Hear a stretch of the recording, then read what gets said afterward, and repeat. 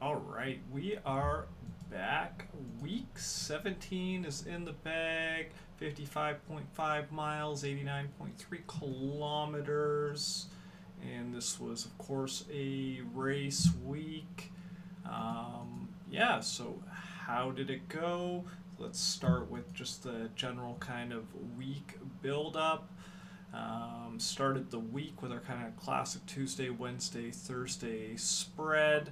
Um, this is right out the gate on Tuesday. Screwed up. Forgot I was supposed to be going for 11 miles. Ended up doing 10. Besides that, kept the pace very easy as expected.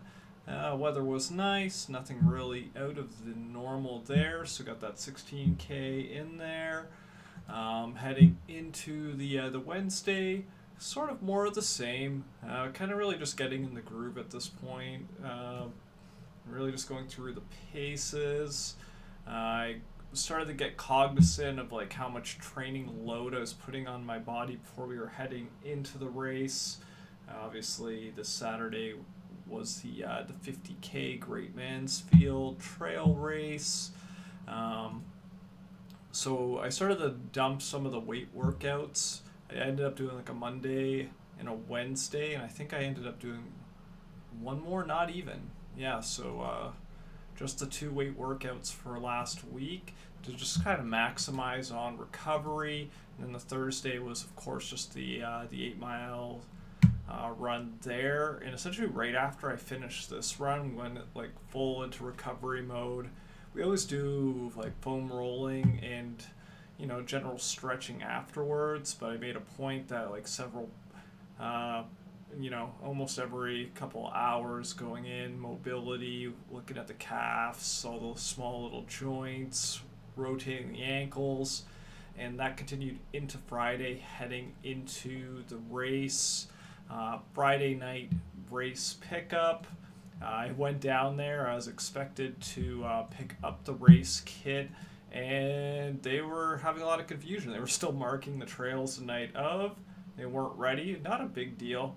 I still got to get a good sense of where the place was at, which is always nice, trying to minimize on some of the anxiety.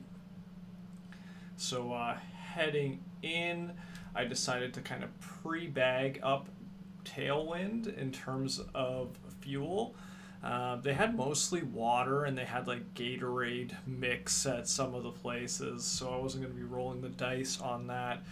The way I did it is I took a small little baggie, so I still have one left over, kind of like this, with 4 scoops of Tailwind already kind of pre in there. Essentially, I had one in the first water bag ready to go, one thrown in the back with a point that at like the midpoint of the laps. So I guess for context, this was a looped course, 2 loops at 25K a piece. So I figured at the mid lap I would refill the water, take another 2 liters, so I'd be pretty close to it. Pop this out, throw in 400 calories, you know exactly kind of what you're working with. So that was like the strategy with the Tailwind, which that worked pretty well for the most part. I was also using Cliff Bar shoes with the idea that about every 7K or so I would eat them, and they've been working pretty well in the past. I actually found a little bit more difficulty trying to get them down this time out, but it was still relatively successful. One critical error that we'll talk about now is we had a really hot week. It was like 30 plus degrees almost every day, and it was good to get those runs in the week to kind of feel the heat. And I was like, what if I get dehydrated? So last minute went and picked up some salt tablets, and I didn't really do too much due diligence in this. And like, it's a classic mistake. Anything you do should be tested through your training runs. You should kind of know what the shit's gonna do to you. So I kind of willy nilly, I was taking a lot of these during the race. I know I took like 2 of these at once at the 13K point. I took another one after finishing the first lap. I popped another one or two at the halfway point of the second lap. And let me tell you, the last 10K of this race was horrific. Felt immediate kind of like pain in my chest. And yeah, I was shitting my guts out. I had to find numerous stops along the way to essentially, make it happen. It was at the point where it was just pure liquid, started to get dehydrated because of it. Was a critical error. I was still able to kind of, make it happen. But I was feeling pretty rough on those final 10K. And at first I thought maybe it was a tailwind, but then I looked more into like the salt tablets, and I definitely didn't do my homework on how to take those properly. Um, Lessons learned. At least it's happening now instead of at like the bigger events that are coming up. So yeah, probably gonna reserve these salt tablets for, if I'm really feeling it. Moderation's the key.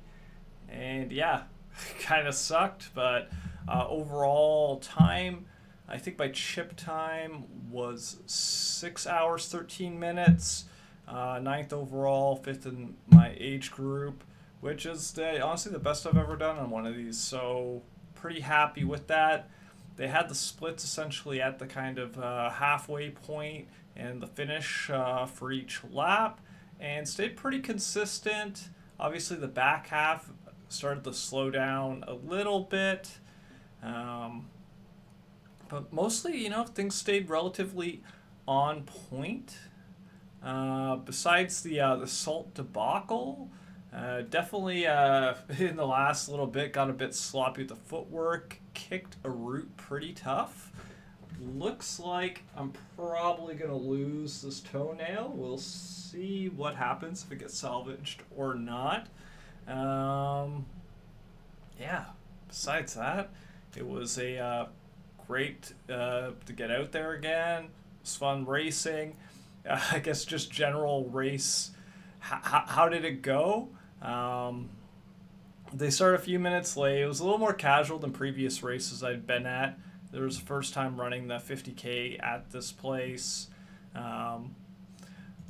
It was funny though, because they started it off and like 3/4 of the people just gunned it out, and they must have been going in and around kind of like a 5:30, 5:45 pace. And I was passed by almost everyone. It was like in the last like 2 or 3 people just kind of going, and I just had a feeling, and sure enough was the case. I'm like, this is 50K. There's a fair amount of elevation here. Do we have an exact elevation? What we got? 835 meters.